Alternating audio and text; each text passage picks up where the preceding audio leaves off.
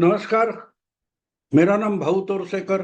आप देख रहे हैं प्रतिपक्ष और प्रतिवाद। क्योंकि आपको मालूम है कि मेरा हिंदी चैनल प्रतिवाद 15 अगस्त से शुरू होने वाला है और आज भी मैं दोनों जगह प्रतिपक्ष और प्रतिवाद पर वीडियो डालता हूं। तो ये वीडियो 15 अगस्त के बाद प्रतिपक्ष में नहीं रहेगा, यानी हिंदी वीडियो नहीं रहेंगे। तो मेरी रिक्वेस्ट है आपको कि प्रतिवाद को सब्सक्राइब करें, ज्यादा से ज्यादा करें। दोस्तों, आज के लिए मैंने जो विषय चुना है वो विषय है अनिल देशमुख का। आपको मालूम होगा कि कल से एक बात, गुरुवार बुधवार से एक बात नई शुरू हो गई है महाराष्ट्र में। श्याम मानव नाम के अंधश्रद्धा निर्मूलन करने वाले कोई एक नेता है, संगठन चलाने वाले हैं। वो खुद बड़े अंधश्रद्धालु है। वो वास्तविकता में कभी भरोसा नहीं करते। कोई बुआ महाराज होगा, उसको जाके चैलेंज करेंगे कि तू अगर चमत्कार दिखाना चाहता है तो उसका सबूत देना चाहिए, और जब खुद बोलते हैं तो उसका कोई सबूत नहीं देते।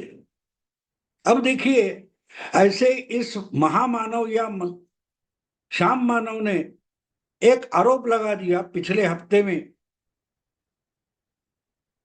कि जब महाविकास आघाड़ी की सरकार थी 3 साल पहले महाराष्ट्र में, और उस सरकार में अनिल देशमुख नाम की एक नेता गृह मंत्री थे, उनको विरोधी नेता प्रतिपक्ष देवेंद्र फडणवीस ने धमकाया था। राज्य के गृह मंत्री को नेता विपक्ष धमकाता है, क्या अजीब बात है। और ये सब बता रहा है कौन? तो अंधश्रद्धा निर्मूलन समिति चलाने वाले श्याम मानव ये बात बता रहे। और इसका सबूत क्या है? तो सबूत बोलते कि जाके अनिल देशमुख से ले लो। इससे ज्यादा अंधश्रद्धा क्या हो सकती है कि आप बीजेपी के खिलाफ हो, आप देवेंद्र फडणवीस के खिलाफ हो, तो बीजेपी, आरएसएस, देवेंद्र फडणवीस, इनके खिलाफ जो भी कुछ झूठ ब्यूठ बोले जाएंगे उसका ये समर्थन करेंगे और खुद को अंधश्रद्धा निर्मूलनवादी बोलेंगे। इससे बड़ी अंधश्रद्धा क्या हो सकती है? इनके मन में आरएसएस के खिलाफ, बीजेपी के खिलाफ, हिंदुत्व के खिलाफ बड़ा जहर भरा हुआ है। इसलिए हमेशा हिंदू धर्म का नाम लेकर अगर कोई सही गलत कुछ भी करे तो उसके खिलाफ ये खड़े हो जाएंगे। लेकिन यही श्याम मानव कभी हालेलुया करने वाले जो चमत्कारी पादरी बाबा होते हैं, ईसाई धर्म के होते हैं, इस्लाम के बाबा बुआ होते हैं, उनके खिलाफ नहीं बोलेंगे। इनकी सब अंधश्रद्धा निर्मूलन मुहिम हिंदुओं के खिलाफ चलेगी। तो ऐसे ये पक्के अंधश्रद्धालु है, क्योंकि ये हिंदू धर्म का और हिंदू समाज का द्वेष करते हैं। अब हिंदुत्व की राजनीति अगर कोई करेगा तो श्याम मानव को उसके खिलाफ बोलना पड़ेगा। यही तो इनके अंदर श्रद्धा है कि हिंदू धर्म, हिंदू समाज गलत है, और गलत है ये इन्होंने मान लिया, तो उनको कोई सबूत देने की जरूरत महसूस नहीं करते। हेनरिक हाइने नाम का एक जर्मन चिंतक है, विचारवंत है। वो कहता है जब किसी को साक्षात्कार हो जाता है कि उसे सच का पता चला है, वो पूरा का पूरा सच जानता है, तो वो उसने माना हुआ या उसको जो मिला हुआ सच है वो सिद्ध करने के लिए, प्रूव करने के लिए सरासर झूठ बोलना शुरू करता है। और श्याम मानव उसका सबसे बड़ा सबूत है कि ये इंसान झूठा है।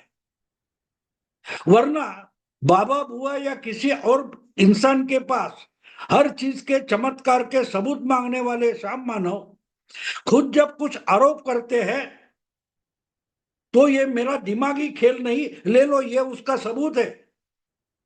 जब इन्होंने पत्रकारों के पास बोल दिया कि देवेंद्र फडणवीस ने 3 साल पहले उस वक्त के गृह मंत्री अनिल देशमुख को धमकाया था कि ये ऐसा एफिडेविट करके दो जिसमें शरद पवार को लपेटे में लाओ, उद्धव ठाकरे के बेटे आदित्य ठाकरे को लपेटे में लाओ, ऐसा एफिडेविट कर दो, वरना तुमको ईडी के जाल में, सीबीआई के जाल में फंसा दूंगा वगैरह वगैरह। अरे गृह मंत्री तू था तो तुम खुद जाकर एक पुलिस कंप्लेंट दायर करके देवेंद्र फडणवीस के खिलाफ एक्शन क्यों नहीं किया आपने? आप सबूत इकट्ठा करते बैठ गए अनिल देशमुख। यानी कि श्याम मानव बोल रहे कि अनिल देशमुख जैसा नालायक, निष्क्रिय, निकम्मा गृह मंत्री महाराष्ट्र के या देश के इतिहास में दूसरा कोई हुआ नहीं, क्योंकि वो महाराष्ट्र के पुलिस का सबसे बड़ा अधिकारी था, सर्वे सर्वा था, और उसको ही धमकाया जा रहा है। लेकिन धमकी आने के बाद एक सिंपल कंप्लेंट नहीं करता और सबूत इकट्ठे करते बैठा है, और 3 साल से सबूत इकट्ठे करते बैठा है, क्योंकि श्याम मानव कोई झूठ मूठ की बात आगे चलकर बोल दे। और आज अगर श्याम मानव बोल रहे हैं तो उनके पास सबूत कुछ नहीं है, वो बोलते हैं जाओ अनिल देशमुख के पास से सबूत ले लो। तो भाई बाबा बुआ भी यही बोलेंगे ना कि आपको अगर सबूत चाहिए मेरे चमत्कार के तो किसी भक्त के पास जाओ, मेरे चमत्कार का सबूत भक्त दे सकता है। कहने का मतलब ये कि ये मामला अचानक से आया है, क्योंकि 3 महीने में महाराष्ट्र की विधानसभा चुनाव होने वाले हैं और उसमें एक झूठ का नया बम फोड़ा गया है, और उसके सेंटर में कौन है? अनिल देशमुख।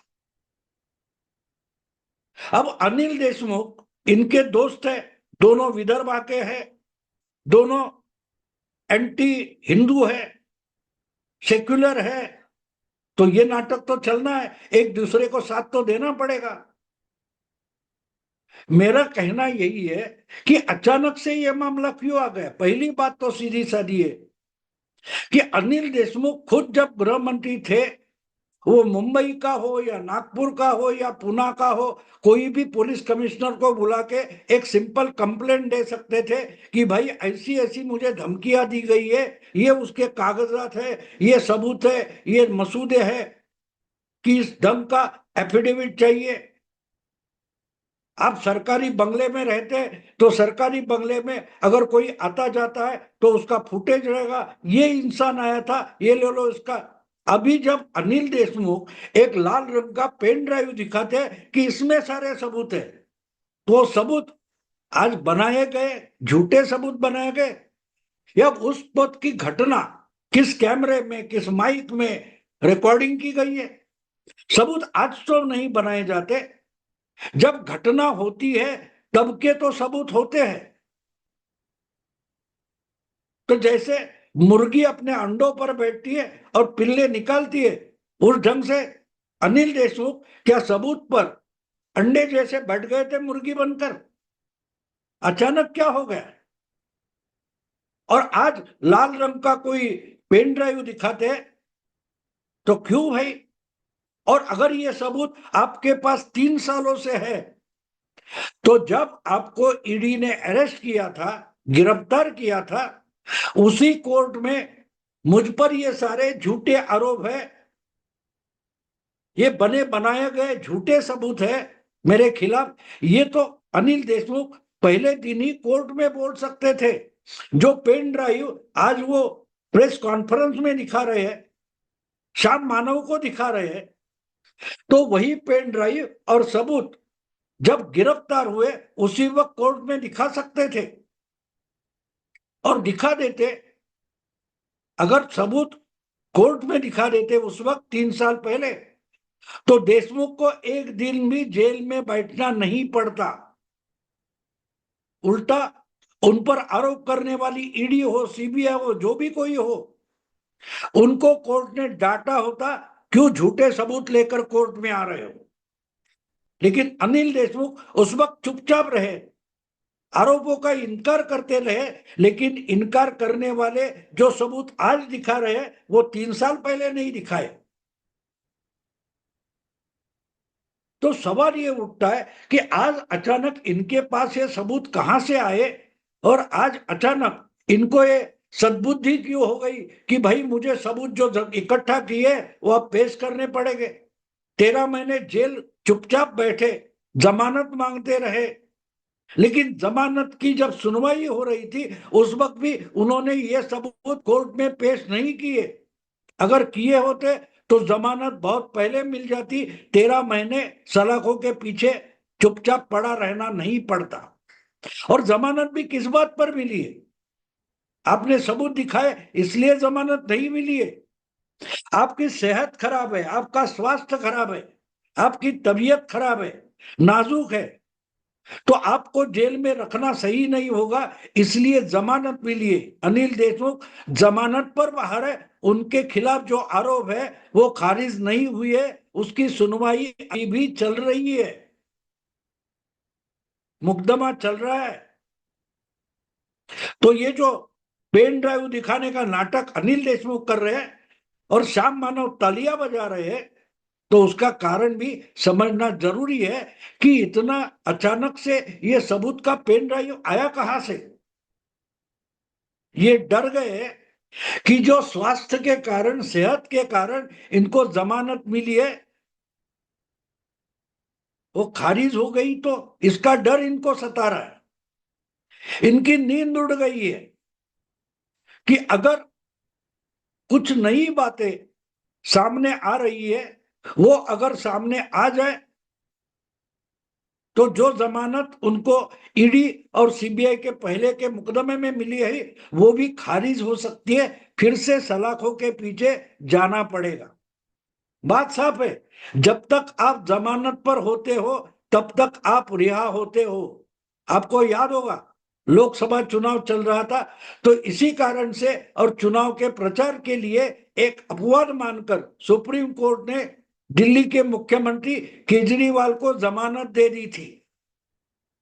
21 दिन की जमानत दे दी थी और सिर्फ साफ साफ कहा था कि आपकी जमानत 1 जून तक है, 1 जून को चुनाव की प्रक्रिया खत्म हो जाएगी, वोटिंग खत्म हो जाएगा और इसलिए 2 जून को आपको फिर जेल में जाना पड़ेगा। तो जब जमानत का टाइम खत्म होने को आया तो केजरीवाल भागे भागे दौड़े दौड़े फिर कोर्ट में गए थे, हाई कोर्ट, सुप्रीम कोर्ट गए थे कि मेरी सेहत ठीक नहीं है, मुझे अलग अलग टेस्ट करने हैं, जांच करनी है सेहत की, तो इसलिए मेरी जमानत का टाइम बढ़ा दो। तो कोर्ट ने साफ साफ खारिज कर दिया और 2 जून को केजरीवाल को सरेंडर होना पड़ा था क्योंकि उनका जमानत का टाइम खत्म हो चुका था। अगर जमानत का टाइम खत्म हो जाता है, कोर्ट जमानत खारिज कर देती है, तो फिर से जेल जाना पड़ता है। और यही डर महाराष्ट्र के पूर्व गृह मंत्री अनिल देशमुख को सता रहा है। उनके खिलाफ कुछ नए सबूत ऐसे पेश हो गए और होने वाले हैं कि उसके कारण उनकी जमानत खारिज हो सकती है, जो उनको ईडी के एक मुकदमे में मिली है। और दूसरे मुकदमे में अगर उनको फिर से अरेस्ट हो जाती है तो शायद पहले मुकदमे का, पहले केस का जो जमानत है वो भी खारिज हो सकता है, क्योंकि आप झूठे साबित हो जाओगे। बिल्कुल। एक बात है कि एक दूसरा मामला है, जब अनिल देशमुख महाराष्ट्र के गृह मंत्री थे उस वक्त उन्होंने और मुख्यमंत्री उद्धव ठाकरे में अपने विरोधी दल के जो नेता है, जो ज्यादा बोलते हैं, पत्रकार हो, नेता हो, विरोधी दल के हो, उनको सताने के लिए पूरी प्रशासकीय यंत्रणा का गैर इस्तेमाल किया था, गैर लागू इस्तेमाल किया था। उसमें उन्होंने नेता प्रतिपक्ष विरोधी दल के नेता देवेंद्र फडणवीस को लपेटे में लेने की कोशिश की थी। उनके खिलाफ और दूसरे एक आज के मंत्री है गिरीश महाजन, उन पर झूठा आरोप लगाकर उसके खिलाफ सबूत बनाने की कोशिश की थी और वो मामला अभी भी कोर्ट में लटका पड़ा है, जिसमें अनिल देशमुख भी एक आरोपी है और उसमें एक नया एफिडेविट आया है। उस वक्त के जलगांव के जो एक बड़े पुलिस अधिकारी थे प्रवीण मुंडे, उन पर अनिल देशमुख गृह मंत्री होकर दबाव डाल रहे थे कि कुछ भी करो, लेकिन पूर्व मंत्री, उस वक्त के पूर्व मंत्री बीजेपी के नेता गिरीश महाजन पर झूठा इल्जाम लगाओ और उनको गुंडागर्दी या और कुछ आरोप में अरेस्ट कर दो, गिरफ्तार कर दो। लेकिन जब मुंडे, जो वहां के बड़े पुलिस अधिकारी थे, उन्होंने इसके लिए साफ मना कर दिया, तो उनको बोला गया या पूना में बोला गया कि भाई 0 एफआईआर दायर करो। और उसमें फंसाने के लिए अनिल देशमुख ने पूना के जो पुलिस प्रोसिक्यूटर थे प्रवीण चव्हाण, उनको पटा लिया था। और प्रवीण चव्हाण जो पूना में महाराष्ट्र गवर्नमेंट के पुलिस प्रोसिक्यूटर थे, उनके दफ्तर में अलग अलग लोग आके उनको मिल रहे थे और ये झूठे सबूत बनाए जा रहे थे। वो जो मीटिंग ये हो रही थी प्रवीण चव्हाण के ऑफिस में, उसका पूरा रिकॉर्डिंग हो गया है, हो गया है। और वो देवेंद्र फडणवीस के हाथ लग गया और वो पब्लिक के सामने आ गया, टीवी पर चल गया, अलग अलग चैनल पर चलाया गया कि वहां आकर अनिल गोटे नाम के कोई पूर्व एमएलए है या अलग अलग लोग आकर उनको पुलिस प्रोसिक्यूटर समझा रहा है कि तुम ये बात करो, तुम वो पुरावा दे दो, सबूत दे दो, ये आरोप कर लो, और इसमें गिरीश महाजन को ऐसे लटकाएंगे, उसको ऐसे लटकाएंगे। ये पूरा स्टिंग ऑपरेशन हो चुका था, क्योंकि प्रवीण चव्हाण के दफ्तर में जो दीवार पर एक घड़ी लगी थी, उस घड़ी में एक सीसीटीवी कैमरा लगाया गया था जिसमें आवाज और चित्र का रिकॉर्डिंग हुआ है। और वो जो मुकदमा चल रहा है उसमें अनिल देशमुख बुरे फंसे हैं। अब ये बात है कि इसमें प्रवीण चव्हाण जो पुलिस प्रोसिक्यूटर है, उनको तो हटाया है और उन्होंने इनकार तक नहीं किया। उन्होंने तो बता दिया कि उनकी ऑफिस में दीवार पर जो घड़ी है उसमें कैमरा लगाने वाला आरोपी कौन हो सकता है, ये भी प्रवीण चव्हाण ने बता दिया था। तो जो रिकॉर्डिंग हुआ है वो सच साबित करने के लिए और कोई फॉरेंसिक जांच करने की भी जरूरत नहीं है। सवाल इतना ही है कि प्रवीण चव्हाण नाम के पुलिस प्रोसिक्यूटर फडणवीस या गिरीश महाजन को लपेटे में लेने के लिए जो झूठे सबूत बना रहे थे, उनको किसने प्रेशराइज किया था। तो बिल्कुल साफ बात है कि उस वक्त के जो सत्ताधीश होते थे, मुख्यमंत्री हो या गृह मंत्री हो, वही करेंगे। तो उस लपेटे में अनिल देशमुख का नाम आया है और अनिल देशमुख इसी कारण से हम पर प्रेशर ला रहे थे। ऐसा एफिडेविट उस वक्त के जलगांव के जो कोई पुलिस अधिकारी है प्रवीण मुंडे, उन्होंने एफिडेविट दे दिया है।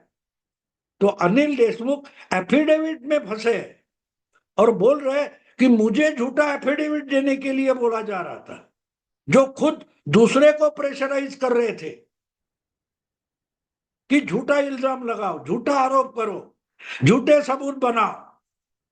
पुलिस अधिकारी हो या पुलिस प्रोसिक्यूटर हो, उनको झूठी केस बनाकर बीजेपी के नेताओं को लटकाने की कोशिश में लगे थे। ये अच्छा, अनिल देशमुख की और एक बात है, ये गृह मंत्री तो थे, लेकिन ये पुलिस डिपार्टमेंट का गुंडागर्दी माफिया जैसा इस्तेमाल कैसे करते थे, इसका पहला सबूत तो मुंबई के उस वक्त के पुलिस कमिश्नर परमवीर सिंह ने दे दिया है। उन्होंने भी एक एफिडेविट बनाया, उस वक्त के मुख्यमंत्री उद्धव ठाकरे को खत लिखा, वही खत की कॉपी उस वक्त के राज्यपाल भगत सिंह कोश्यारी को भेजी थी। जब एक्शन नहीं हुआ तो सुप्रीम कोर्ट में वही खत का एफिडेविट बनाकर परमवीर सिंह ने भेजा था, उस पर से केस बनी। और उसी केस में अनिल देशमुख को इस्तीफा देना पड़ा था।